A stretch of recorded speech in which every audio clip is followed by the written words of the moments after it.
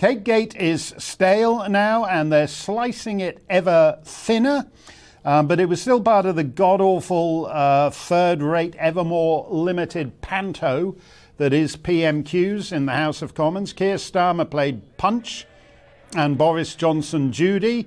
And Sir Keir's Punch appears to be a non-binary schoolgirl who made the mistake of transitioning on the NHS. He's accused Johnson of coming up with this Rwanda wheeze as a distraction from Cakegate, rather than as, say, an attempt to address the concerns of actual voters who happen to think the minimum requirement of a supposed sovereign state is that it has a border.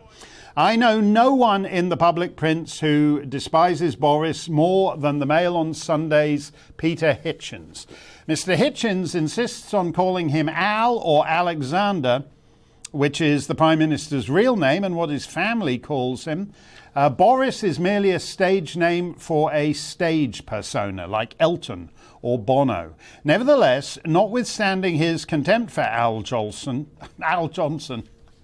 sorry, I didn't mean to lapse into mammy songs this early in the show. Al Johnson, notwithstanding his contempt for Al Johnson, Peter Hitchens wrote an absolutely blistering column on Cakegate the other day in the Mail on Sunday. If I thought he would be replaced by anyone better, I'd be perfectly happy for Johnson to quit. As it is, I barely care.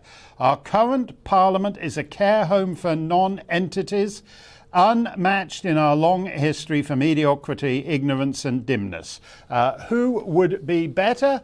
If we're having resignations, let them all go. All the panic-stricken conformists and groupthink victims who rushed this country into economic and social disaster in March 2020 and who invented the daft regulations under which the Premier has been fined.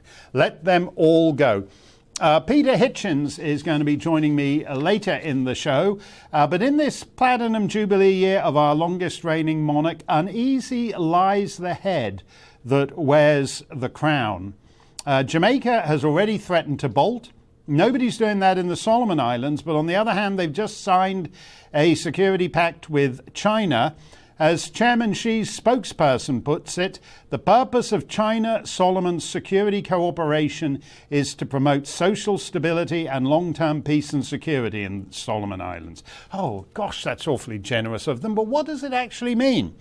Well, it means the deployment of Chinese troops to one of Her Majesty's South Pacific realms. Headline from the Australian: China to fast-track troops push after Honiara deal. Oh, well, on Jubilee Day, maybe all those nice young lads from the People's Liberation Army will fire off a 21-gun salute to Her Majesty, and we can all pretend we're not going down the toilet of history while gorging on toilet-sodden cake. Maybe in between cake debates, the House of Commons could find time to discuss something that actually matters,